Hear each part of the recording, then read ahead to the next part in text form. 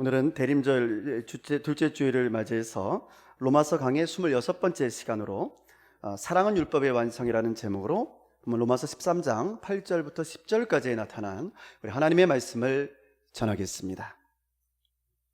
이스라엘의 율법은 후대에 가서 더욱 복잡한 내용들로 많이 채워졌지만, 여러분, 원래 이 율법의 시작은 모세가 시내산에서 하나님으로부터 받은 10가지의 계명, 그러니까 10계명에 있다고 말할 수가 있습니다. 10계명이 율법의 근본과도 같은 것이죠. 그럼 여러분, 10계명의 내용이 무엇인지 아십니까?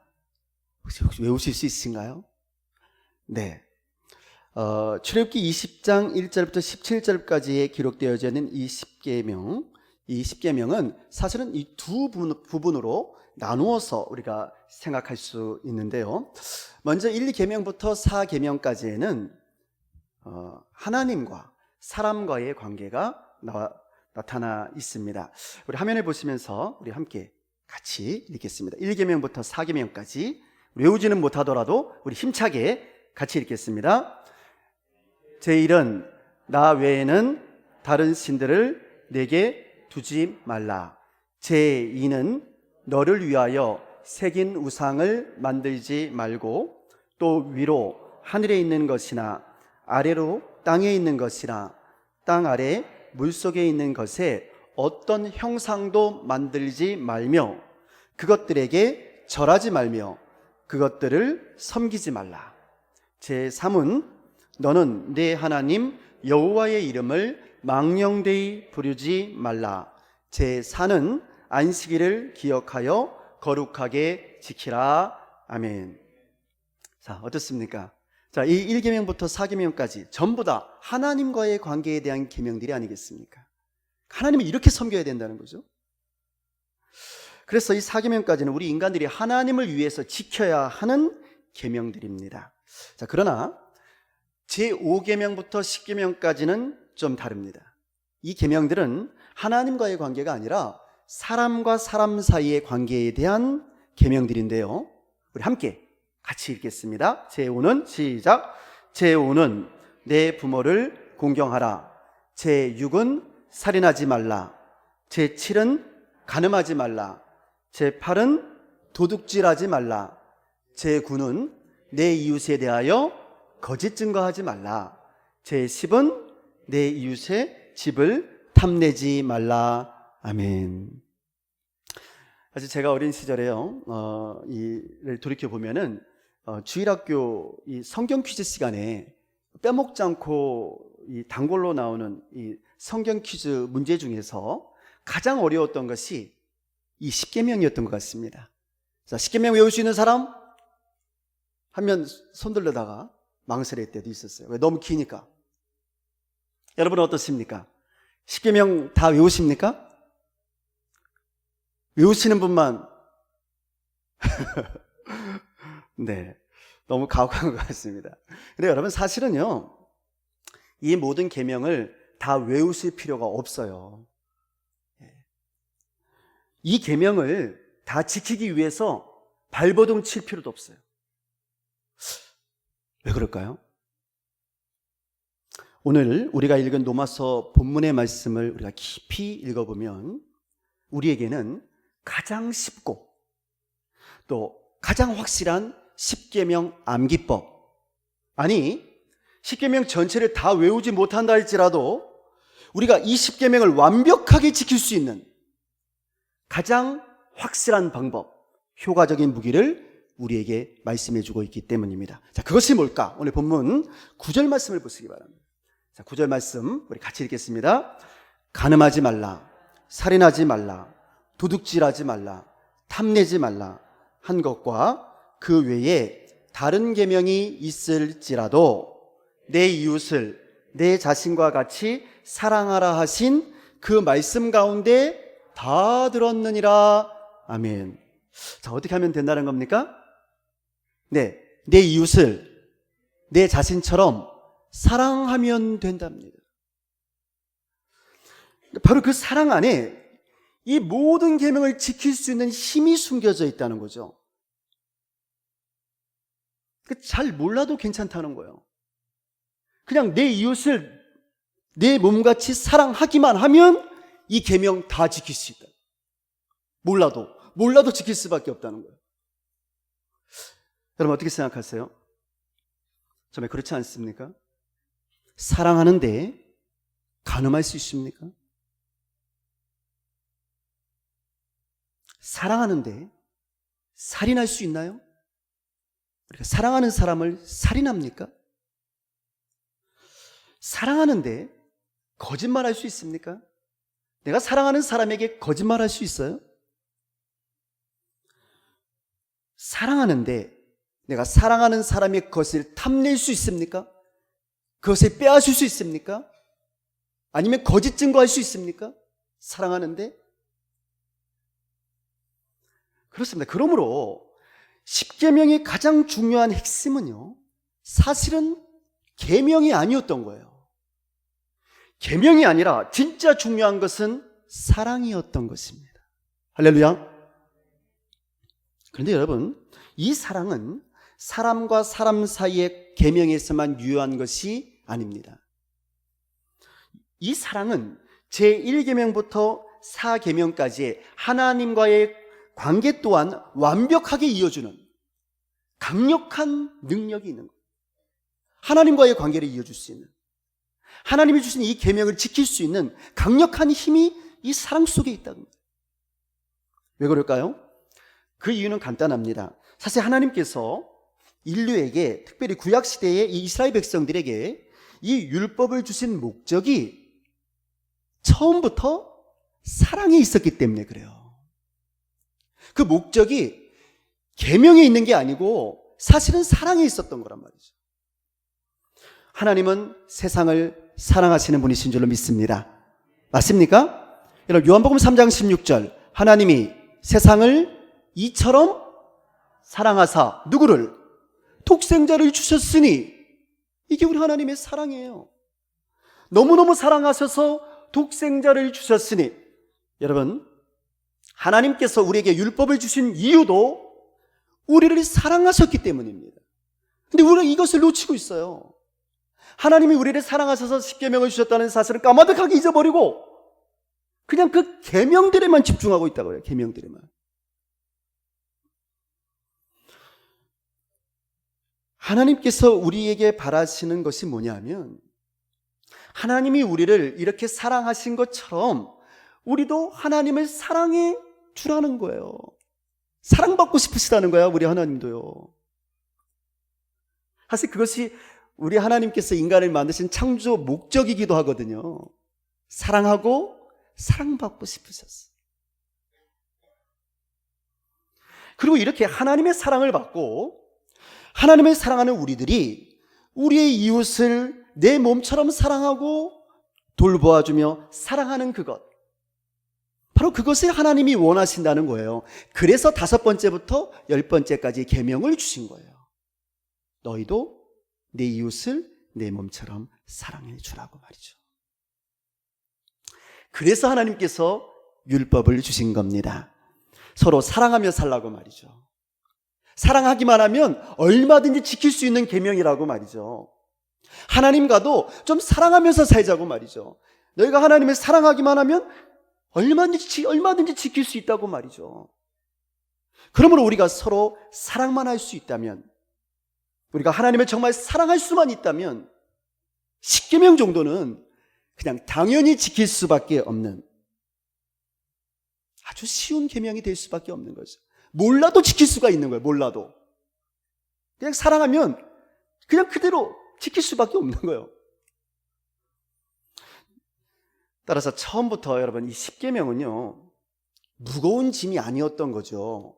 사람들이 힘들게 하고 막 괴롭게 하고 억지로 지키라고 강요하고, 만약에 안 지키면 지옥에 떨어뜨릴 거야 라고 하는 그런 무서운 협박이 아니었던 거예요.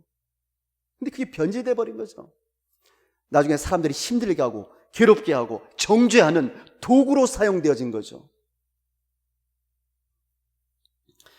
여러분 옛날에 아마 연애하던 시절을 한번 생각해 보세요.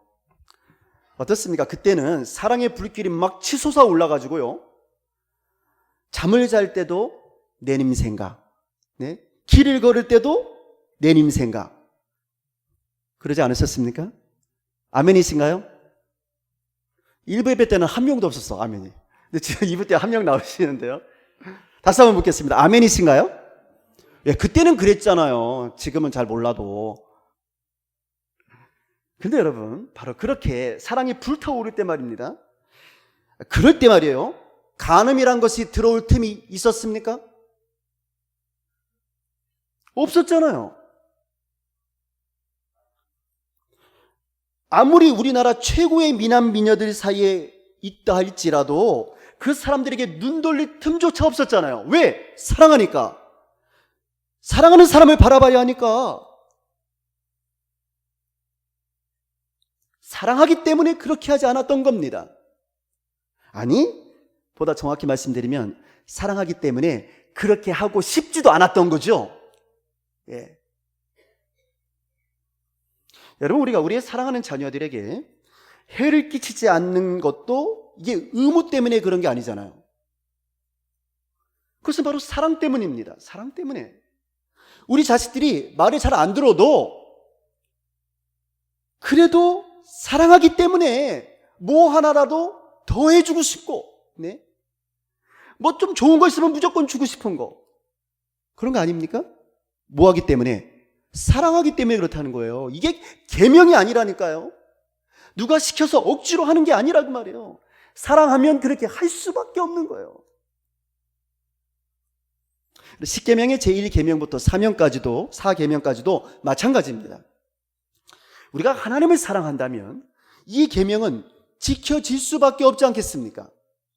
하나님을 정말 사랑한다면요, 여러분, 하나님 외에 다른 잡신을 섬길 수 있습니까? 하나님 사랑하는데 점치러 다닐 수 있어요? 다른 잡신들한테? 우리 하나님은요, 질투하시는 하나님이라고 했습니다. 질투하시는 하나님.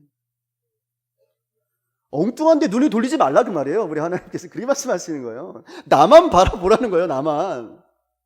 출애굽기 20장 5절과 6절 이렇게 말합니다. 그것들에게 절하지 말며 그것들을 섬기지 말라. 나 하나님 여호와는 질투하는 하나님인즉 나를 미워하는 자의 죄를 갚되 아버지로부터 아들에게로 3, 4대까지 이르게 하거니와 나를 사랑하고 내 계명을 지키는 자에게는 1000대까지 은혜를 베푸느니라. 아멘. 우리가 하나님을 사랑한다면 우리의 사랑 때문에 질투하시는 이 하나님의 마음을 아프게 해드릴 다른 잡신들을 섬기지도 않을 것이고요,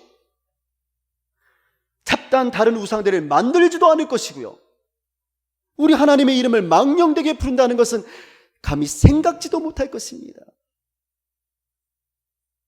뿐만 아니라 네 번째 계명인 안식일을 지켜 주님께 예배를 드리는 것은 더 이상 우리에게 짐이 아니고요, 오히려 큰 기쁨이며 감사이며 기다림이 될 것이에요. 왜? 사랑하니까. 누구를요? 하나님을 사랑하니까. 그 하나님 만나고 싶고 그 하나님 예배하고 싶어서 말입니다. 이게 누가 시켜서가 아니라 정말 마음속에서 그날이 기다려진다 그 말이에요. 하나님의 예배하는 그날. 빨리 왔으면 좋겠다. 왜? 보고 싶으니까. 사랑하니까. 하나님과 교제를 나누고 싶으니까. 하나님 마음껏 찬양하고 하나님께 기도하고 싶고 하나님의 말씀을 듣고 싶으니까. 사랑하는 하나님과 함께 하고 싶으니까. 여러분, 그것이 예배입니다. 하나님이 기뻐하시는 진정한 예배인 줄로 믿습니다. 그러므로 여러분, 사랑이야말로 우리 하나님께서 우리 인류에게 주신 10계명, 이 율법의 진짜 목적이요, 또한 율법의 완전한 완성이 되는 줄로 믿습니다. 자, 그런데 문제가 있습니다. 문제는 우리 안에 이렇게 사랑할 수 있는 능력이 있느냐 하는 겁니다. 정말 우리 안에 이웃을 내 몸처럼 사랑할 수 있는 그런 능력이 우리에게 있는 걸까요? 하나님을 마음을 다하고 목숨을 다하고 뜻을 다하고 힘을 다하여서 사랑할 수 있는 능력이 우리에게 있는 걸까요? 여러분, 걱정하지 마시기 바랍니다. 물론 우리의 힘과 우리의 능력으로는 될 수 없죠. 그러나 걱정하지 마시기 바랍니다. 우리의 주님이신 예수 그리스도께서 이미 그 능력을 우리에게 선물로 주셨기 때문입니다. 여러분, 그 능력이 무엇인지 아십니까? 그것이 바로 성령입니다. 성령께서 우리에게 함께 하심을 인하여서 우리에게 능력이 임하게 된 것입니다. 하나님께서 우리에게 성령을 선물로 주셔서 사랑할 수 있는 능력을 주셨다 그 말이에요. 그래서 그 사랑을 통해서 당신의 율법을 완성하게 하신 것이죠. 우리로 하여금 사랑하며 살 수 있도록 해주신 것이죠. 여러분, 마태복음 5장 17절에 보면 예수께서 이렇게 말씀하세요. 내가 율법이나 선지자를 폐하러 온 줄로 생각하지 말라. 폐하러 온 것이 아니요 완전하게 하려 함이라. 할렐루야. 율법을 완전하게 하려 오셨다 그 말입니다. 무엇으로? 사랑으로. 다시 한번요. 무엇으로요? 사랑으로. 사랑으로 그 율법을 완성하러 오셨다는 말이에요.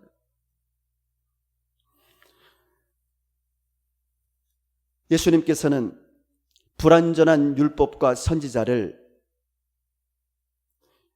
여러분과 저를 위해서 십자가에서 피를 흘려 대신 죽어주심으로 완전하게 이루어내신 줄로 믿습니다. 바로 사랑으로, 여러분과 저를 향한 사랑으로 피를 흘려가면서까지 우리를 죽도록 사랑해 주신 줄로 믿습니다. 그 사랑의 성령이 이미 여러분과 저 안에 성령으로 함께 하시는 줄로 믿습니다. 여러분과 저는요, 바로 이 예수님의 사랑이라는 이름의 피를 먹고 마신 사람들입니다. 먹고 마신 기억이 없으신가요? 있잖아요. 뭡니까? 성찬식. 네. 우리는 성찬식을 통하여서 우리 주님의 피와 살을 먹고 마시는 겁니다. 목사가 예수님의 몸이요 예수님의 피라고 선언하는 그 순간에 그것은 예수님의 몸과 피가 되어서 우리의 몸속에 내재하게 되는 거예요. 그게 성찬입니다. 여러분, 무슨 빵 먹고 포도주 먹는 건 줄 아세요? 성찬이? 집에서 얼마든지 드셔도 괜찮아. 그런 것은 성찬이라고 말하지 않아요. 우리 주님의 피와 살을 먹고 마시는 것이 성찬이에요. 그래서 내가 주님의 사랑을 한 몸을 받은 사람이라고, 내 안에는 예수님이 계시다고, 예수님이 사랑이 내 안에 계시다고 하나님과 온 회중 앞에서 고백하는 거죠. 그게 성찬입니다. 그러므로 성찬을 받은 우리들은 우리 주님으로부터 이미 이 사랑의 빚을 진 사람들인 줄로 믿습니다. 예수님의 사랑이 우리를 멸망에서 구원했기 때문이죠. 그래서 오늘 성경은 13장 8절에서 이렇게 말을 합니다. 13장 8절 말씀 함께 같이 읽겠습니다. 피차 사랑의 빚 외에는 아무 빚도 지지 말라.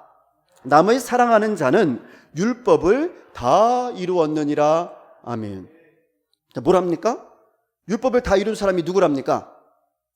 남을 사랑하는 사람은 율법을 다 이루었답니다. 자, 보세요. 여러분, 이 계명을 다 지킨 사람이 아니잖아요.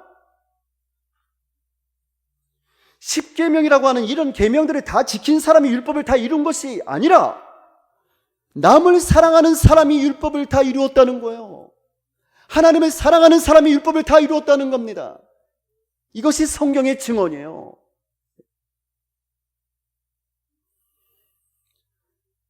계명을 다 지킨다 할지라도요, 여러분, 10계명이라고 하는 이 계명을 다 지킨다 할지라도 그 안에 사랑이 없으면 아무것도 아닌 겁니다. 아무것도 아닌 거예요. 그냥 형식이고 마지못해서 하는 것일 뿐입니다. 그 마음속에는 탐욕과 거짓과 살인이 가득 차 있는 거죠. 왜? 사랑이 없으니까. 우리는 우리 주님으로부터 이 사랑의 빚을 많이 진 사람들입니다. 그런데 성경은요, 괜찮다는 거예요. 다른 빚은 지지 않도록 노력해야 되는데 이 사랑의 빚만큼은 아무리 많이 져도 괜찮다는 거예요. 여러분, 예수님이 십자가에서 흘린 피가 바로 나를 위한 사랑의 피였음을 믿고 고백하는 사람은요, 이미 예수님께로부터 사랑에 빚어진 사람들인 줄로 믿습니다. 그런데요, 우리가 우리 주님으로부터 받은 이 사랑의 빚은 그냥 빚이 아니고요, 우리를 완전하게 해주는, 우리를 구원시켜주는 사랑의 빚이에요. 그 사랑은 율법을 완성시킬 수 있는 완전한 사랑이었고요, 여러분과 저를 죄와 멸망에서 구원시킬 수 있는 가장 강력한 힘을 가진 사랑이었습니다. 그 사랑이 우리를 구원해 준 거예요. 그 사랑이 율법을 완성시켜 준 거예요. 그래서 우리가 주님으로부터 받은 이 사랑에는 능력이 있습니다. 우리를 변화시키고도 남을 능력이 있는 사랑이기 때문입니다. 사랑이 우리를 변화시키는 겁니다. 계명이 우리를 변화시키는 것이 아니고요, 사랑이 우리를 변화시키는 겁니다. 변화시키고 싶으면 사랑을 해줘, 사랑을. 계명을 강요하면 변화는 있을 수 없어요. 이렇게 해라 저렇게 해라 하면 변화는 있을 수 없어요. 사랑할 때 변화는 일어납니다. 근데 이 사랑은 원래부터 우리 것이 아니었죠. 네. 우리는 그런 사랑을 할 수 없는 죄인들이었잖아요. 근데 그 사랑은 우리 주님으로부터 온 거예요. 주님이 우리에게 주신 사랑이죠. 예. 하나님께서 우리에게 주신 사랑. 그래서 예수를 구주로 영접한 우리 안에는 우리 예수님의 사랑이 우리 안에 있게 된 줄로 믿습니다. 그래서 여러분과 제 안에는 예수님의 사랑이 이미 숨쉬고 있다는 거예요. 숨쉬고 있어요, 우리 안에. 따라서 우리 모두에게는 이제 이렇게 서로 사랑할 수 있는 능력, 그리고 하나님을 사랑할 수 있는 능력이 이미 우리에게 내재되어져 있는 줄로 믿습니다. 자, 그런데 문제가 있습니다. 문제는요, 우리가 이 능력을 사용하려고 하지 않는 데 있어요. 아니, 사용할 수가 없는 거예요. 왜 사용할 수가 없느냐? 내가 주인이 되어 있기 때문에 사용할 수가 없는 거예요. 이것을 자유자재로 사용하려면 이 사랑이 내 안에 주인이 되어져 있어야 하거든요. 그 사랑으로 충만할 때 강력한 파워가 나오는 거거든요. 근데 이 사랑이 찌그러져 있어. 없는 게 아니고 우리 안에 있어요. 근데 한쪽 구석에 쪼그려 앉아있다 그 말이에요. 사랑이신 우리 예수님이 주인이 아니고 우리 쭈그러져 앉아있다니까요. 그러니까 능력이 나타날 수가 없는 거예요. 없는 게 아니라 주인 노릇을 못하고 있기 때문에, 예수님이 주인 노릇 못하고 있고 사랑이 주인 노릇 못하고 나의 자아와 나의 욕심이 주인 노릇하고 있으니까, 다 전부 다 내 이익만 생각하고 있으니까 사랑이 나타날 수가 없어요. 전부 다 내 입장에서만 생각하려고 하니까, 나하고 친한 사람의 입장만 생각하려고 하니까 사랑이 나타날 수가 없죠. 예수님은 한쪽 구석에서 울고 계시고 말이에요. 주께서 주인 되시면 우리는 얼마든지 사랑할 수 있는 줄로 믿습니다. 우리가 사랑에 실패했다면 그것은 우리 안에 사랑이 없기 때문이 아니라 주님이 주인 되지 않아서 내가 사랑하기를 원하지 않기 때문에 그런 거예요. 왜냐하면 우리 이웃들 가운데는 좀처럼 사랑하기 어려운 사람들도 있거든요. 그럼 어떻게 해야 하는 걸까요? 정말 별로 사랑하고 싶지 않은 사람들, 나를 괴롭히고 나를 힘들게 하는 사람들, 어떻게 해야지 사랑할 수 있는 걸까요? 어느 교회에서 있었던 일인데요, 그 교회에, 어느 교회에 아주 교회 일에 열심을 다하는 성실하고 겸손한 충성스러운 권사님이 한 분 계셨습니다. 이 권사님은 목사님에게도 너무너무 잘하는 거예요. 목사님 말씀에 순종도 잘하고, 목사님 어려울 때 협력도 잘하고, 위로해드리고 격려해드리고 기도해드리고 힘을 실어주고, 이런 권사님이 있었어요. 그런데 어느 날 이 권사님이 근심 어린 얼굴로 앉아있는 거예요. 근데 목사님이 그 모습을 본 거예요. 그러니까 그렇게 참 좋으신 권사님이 근심 어린 얼굴로 계시니까 목사님이 가서 권사님 무슨 일 있으세요? 하고 물어봤습니다. 그래서 권사님이 목사님, 사실은 제가 속이 좀 상한 일이 있어요. 우리 아들이 너무나 말을 안 들어요. 우리 아들이 그냥 자꾸 다른 길로 엇나가려고만 해요. 엄마 말도 듣지도 않고. 자꾸 나쁜 길로만 가려고 해요. 목사님 어떻게 하면 좋을지 모르겠어요. 목사님 우리 아들을 위해서 기도해 주시고 한번 상담 좀 해주시면 안 될까요? 그러신 거예요. 목사님이 기꺼이 그럼 제가 당연히 만나서 한번 상담하겠어요 하고 만났습니다. 만났는데 이 청년은 정말 예의도 없고 아나무인이었고 그냥 예쁜 구석이라고 하면 찾아보기가 힘든 그런 청년이었던 거죠. 목사님이 무슨 말을 해도 그냥 무시해버리고 눈도 마주치려고 하지 않고 기도를 해주려고 하면 눈도 감지 않고 빳빳하게 들고 있고 아주 매우 반항적인 그런 청년이었던 겁니다. 그래서 그날 목사님은 상담을 하면서 매우 당황을 했고 곤욕을 치를 수밖에 없었답니다. 근데 며칠 후 이 권사님이 이 목사님을 다시 찾아온 거예요. 찾아와서 목사님에게 이렇게 말을 했다고요. 목사님, 제 아들이 보시니까 참 한심하시죠? 쳐다보고 싶지도 않으시죠? 근데 목사님, 그냥 저를 좀 봐서라도 제 아들에게 관심을 가져주시고 제 아들에게 좀 기도를 해주세요. 제 아들을 위해서 기도해 주세요. 목사님, 저도 알아요. 근데 저를 봐서라도 우리 아이 위해 기도해 주시면 안 될까요? 이 아이는 제가 너무너무 사랑하는 아이니까요. 성도 여러분, 근데 바로 2000년 전에요, 우리 예수님께서도 이와 똑같은 부탁을 하나님께 드렸다는 사실을 알고 계십니까? 2000년 전에 우리 예수님께서 그런 부탁을 하나님께 드렸던 그곳이 어디였냐 하면 바로 십자가에서 못을 박히신 그곳이었습니다. 십자가에 못 박히실 때 그 고통 가운데서 우리 예수님께서는 자신의 십자가에 못 박고 조롱하는 그 사람들을 바라보면서 아버지 하나님께, 사랑하는 아버지 하나님께 이렇게 기도했습니다. 누가복음 23장 34절인데요. 아버지, 저들을 사하여 주옵소서. 아버지, 저들을 용서해 주옵소서. 자기들이 하는 것을 알지 못함이니이다. 네, 여러분, 성경에는 이렇게 짧게 기록되어져 있지만 저는 이 말씀 속에 숨겨진 우리 예수님의 못다한 말씀이 한 구절 더 있다고 생각을 합니다. 그것은 바로 아바 아버지시여, 사랑하는 아버지시여, 지금 저들의 죄를 위해서 십자가를 지고 있는 당신의 사랑하는 아들 나를 봐서라도, 당신이 사랑하는 아들 나를 봐서라도, 당신이 그토록 사랑하는 당신의 아들 나를 봐서라도 저들의 죄들을 용서해 주옵소서.